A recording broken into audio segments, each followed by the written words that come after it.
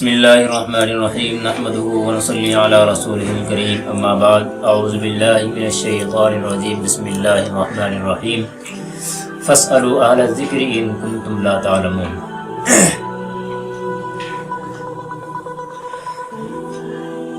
عید الاضحیٰ کا وقت جو قریب چلا آ رہا ہے، اسی اعتبار سے لوگوں کے سوالات میں اضافہ بھی ہو رہا ہے،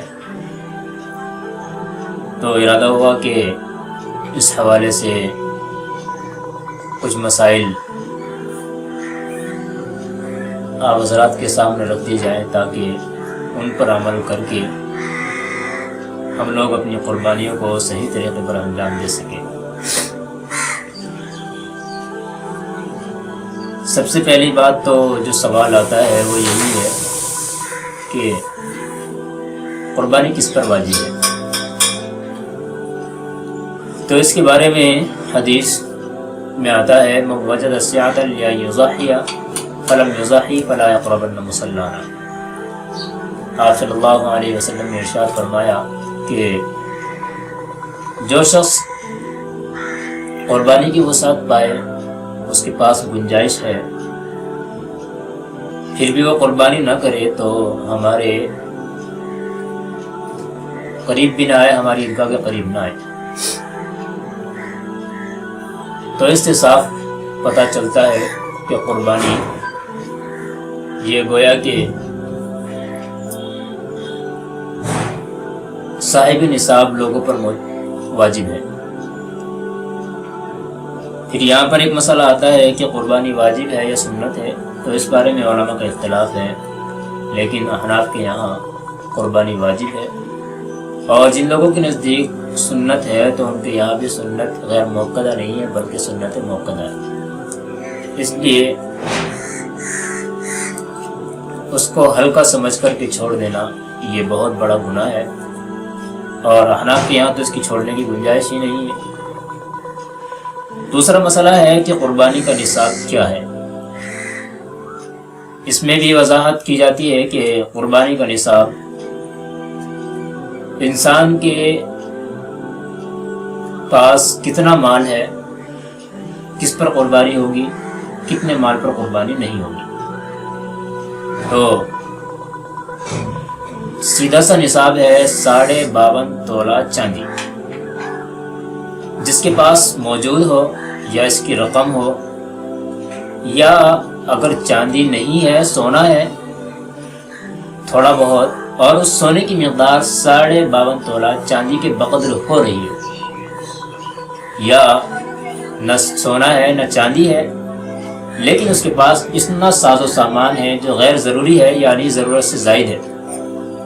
ضرورت سے زائد کسے سمجھا جائے گا، یہ بھی بہت ضروری ہے۔ ضرورت سے زائد وہ سامان سمجھا جائے گا جو پورے سال میں استعمال میں نہ آتا ہو، تو یہ غیر ضروری ہے، یعنی اس کو کوئی ضرورت نہیں ہے۔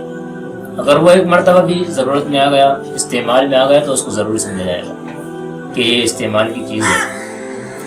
بہرحال جس کے پاس اتنا سامان ہو، غیر ضروری ہو، استعمال میں نہ آتا ہو، کہ اس کی قیمت اگر لگائی جائے 52.5 تولہ چاندی کی قیمت کے برابر ہو رہی ہو ہر اعتبار سے، یعنی کہ زمانے کے لحاظ سے، کیا وقت چل رہا ہے، کون سا موسم چل رہا ہے، سونا چاندی کا ریٹ کیا ہے، تو اس اعتبار سے اس کی کوانٹٹی کی جائے گی اور اس کا حساب لگایا جائے گا، اور اس کے اعتبار سے دیکھ لیا جائے گا کہ 52.5 تولہ چاندی آج کے تاریخ میں کتنا ہے، تو اس شخص پر قربانی واجب ہے۔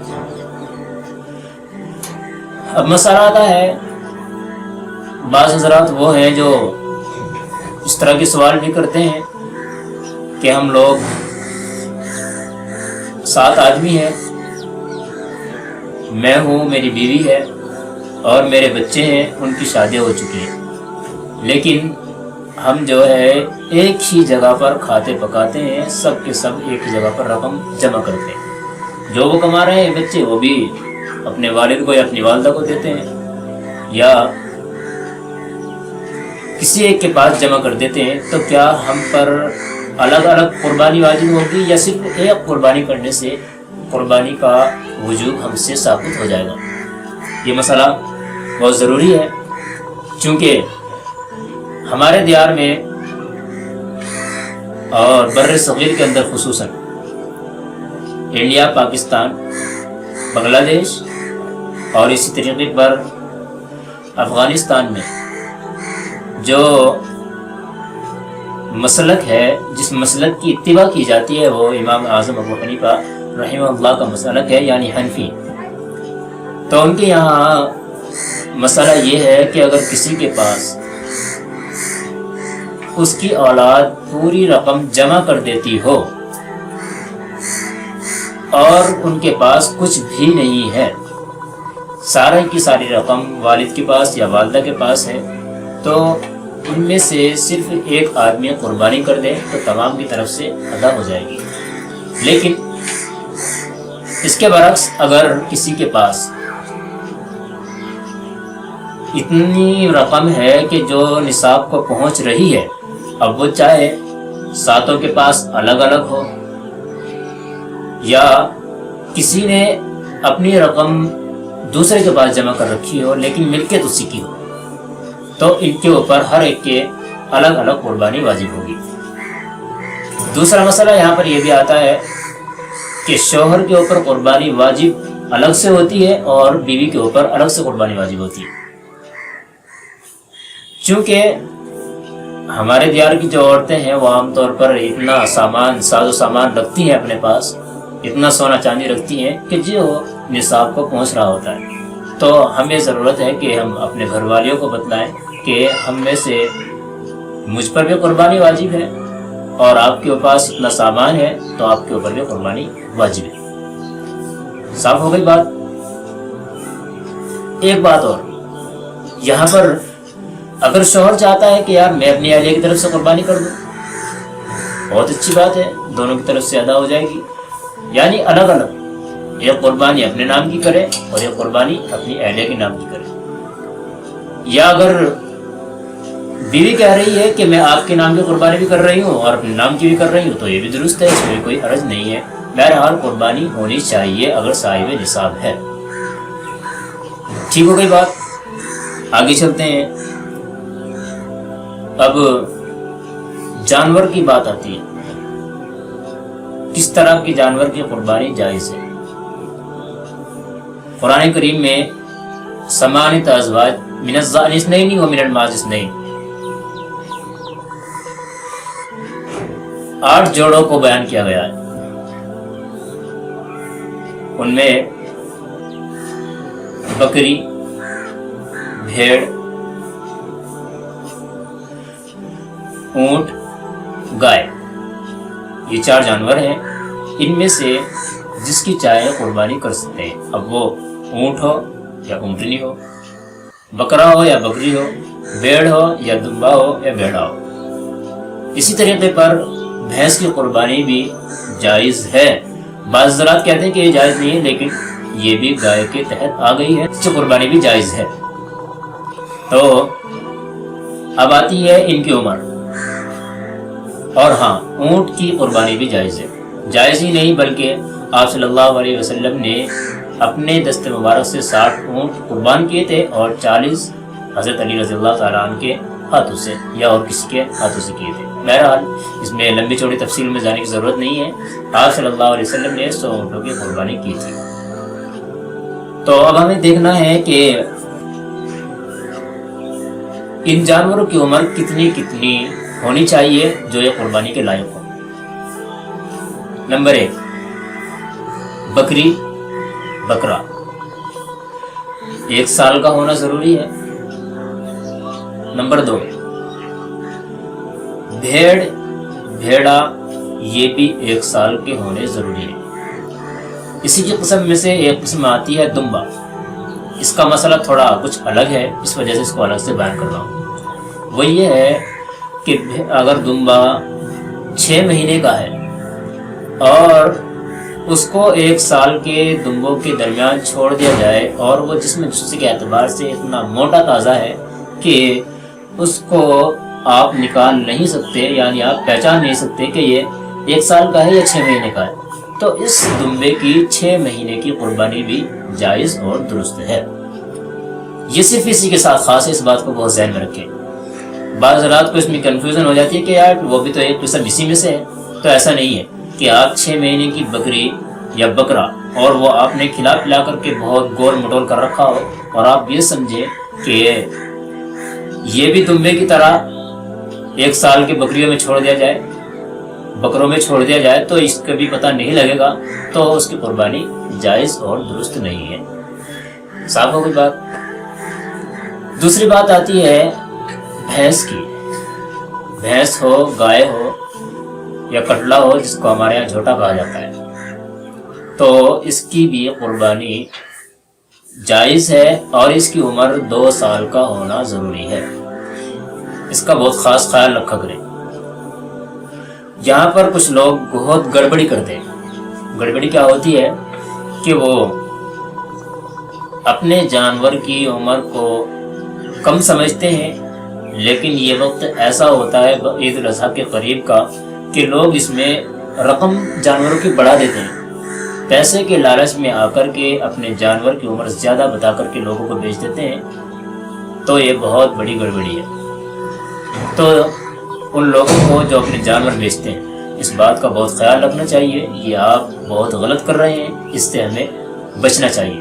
یہ بہت بڑا گناہ ہے، آپ کے اوپر بھی اس کا گناہ ہوگا، کیونکہ وہ آپ سے یہ سمجھ کر کے، اس نے مسلمان سمجھ کر کے آپ کے اوپر یقین کیا اور آپ کی بات کو مان لیا کہ آپ نے جو جانور اس کو بتایا ہے، بھینس یا بکری ہو یا کوئی اور جانور ہو، وہ تو سامنے والا نہیں جانتا کہ اس کی عمر کتنی ہے کتنی نہیں ہے۔ جو آپ نے بتایا، آپ کے اوپر یقین کر کے وہ لے گیا، لیکن اس کی عمر کم تھی، تو اس کی قربانی نہیں ہوگی، اس کا وبال بھی آپ کے اوپر آئے گا۔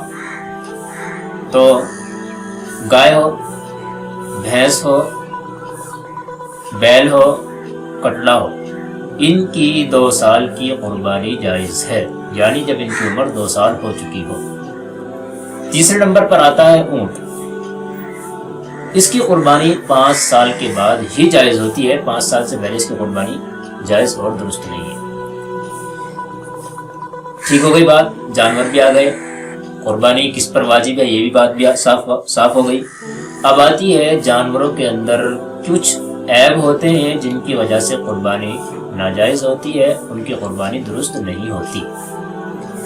نمبر 1، جانور کا مجنون ہونا۔ اگر کوئی جانور پاگل ہے، یعنی اسے پتہ ہی نہیں مجھے چارہ کھانا ہے، پانی پینا ہے یا نہیں، تو اس جانور کی قربانی جائز اور درست نہیں ہے۔ نمبر 2، خارش زدہ۔ بعض جانور وہ ہوتے ہیں کہ ان کے بدن کے اندر خارش پیدا ہو جاتی ہے، اور یہ خارش بھی ایسی ہونی چاہیے کہ اس کی وجہ سے گوشت کے اندر خارش کا اثر پہنچ جائے، تو اس کی قربانی جائز نہیں ہے، ورنہ خارش تو انسانوں کو بھی ہو رہی ہے، تو ان کا بھی اگر ہو گئی تھوڑی بہت تو اس میں کوئی حرج نہیں ہے، اس کی قربانی جائز ہے۔ نمبر 3، اندھا جانور۔ اس جانور کی بھی قربانی جائز اور درست نہیں ہے۔ یا ایسا جانور ہو کہ اس کی ایک آنکھ سے نظر نہ آتا ہو، سمجھے اس بات کو، ایک آنکھ سے اس کو نظر نہ آتا ہو تو آپ اس کو چیک کریں۔ چیک کرنے کا طریقہ کیا ہے کہ آپ اس آنکھ پر جس سے اس کو نظر نہیں آتا، اس آنکھ پر پٹی لگا دیں اور سامنے اس کی چارہ کریں۔ اب دیکھیں کہ اگر یہ چارے کی طرف بڑھ رہا ہے، اس کو کھا رہا ہے، تو کہا جائے گا کہ یہ ایک آنکھ سے دیکھ رہا ہے، دوسری آنکھ سے اس کو نظر آ رہا ہے۔ لیکن اس کے برعکس جو آنکھ صحیح ہے، درست ہے، صحیح سالم ہے، اس کو آپ نے بند کیا اور آپ اس کے سامنے چارہ کر رہے ہیں، اس کو نہیں کھا رہا ہے، تو اب کہا جائے گا کہ اس کی آنکھ میں فرق ہے، اس کو اس آنکھ سے نظر نہیں آ رہا ہے، یہ جانور نابینا ہے، تو اس کی قربانی جائز اور درست نہیں ہوگی۔ اسی طریقے پر اتنا کمزور جانور کہ اس کے اوپر گوشت کا نام ہی نہیں ہے، اس کی قربانی بھی جائز اور درست نہیں ہے۔ پھر لنگڑا جانور، ایسا لنگڑا جانور کہ آپ اس کو لے کر چلیں اور وہ اپنا چوتھا پیر زمین پر نہ ٹیک سکتا ہو، 3 پیروں سے چل رہا ہے، تو اس جانور کی قربانی بھی جائز اور درست نہیں ہے۔ یہ جو جانور ہیں یہ بیان کیے جا رہے ہیں جو عیب دار ہوتے ہیں، جو جس عیب کی وجہ سے قربانی ناجائز ہو جاتی ہے، یعنی ان کی قربانی درست نہیں ہوتی۔ اسی طریقے پر کان کٹا، دم کٹا، اور جو چکتی ہوتی ہے پیچھے کا جو حصہ ہوتا ہے، 1/3 حصہ دم کے اندر بھی، کان کے اندر بھی، اور چکتی جو ہوتی ہے اس کا بھی 1/3 حصہ اگر کٹا ہوا ہے تو اس جانور کی بھی قربانی جائز اور درست نہیں ہے۔ یہ بات ذہن میں رکھیں۔ آپ نے 3 حصے کان کے کیے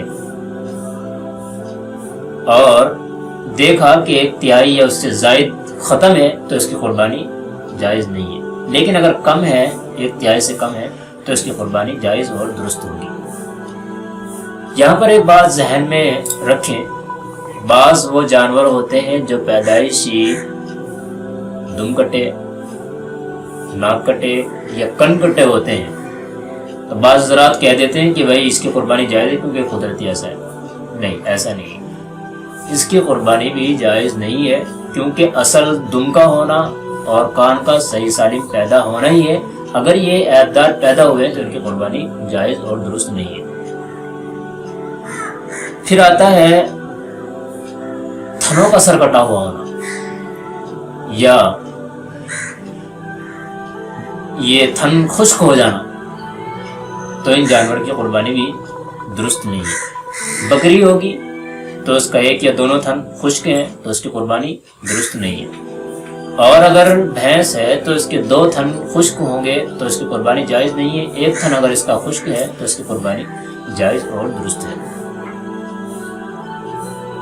اسی طرح خنثی، ایک جانور مذکر ہے، ایک مؤنث ہے، نر اور مادہ کہتے ہیں۔ ایک خنثی ہے، یعنی اس کا کچھ پتہ ہی نہیں ہے، یا نہ نر ہے نہ یہ مادہ ہے، تو اس کو خنثی کہا جائے گا، تو اس کی قربانی بھی جائز اور درست نہیں ہے۔ تو یہ ہو گئے وہ جانور جن کی قربانی جائز اور درست نہیں ہے۔ اللہ تعالی ہمیں سمجھ کی اور عمل کی توفیق نصیب فرمائے۔ وآخر دعوانا الحمدللہ رب العالمین۔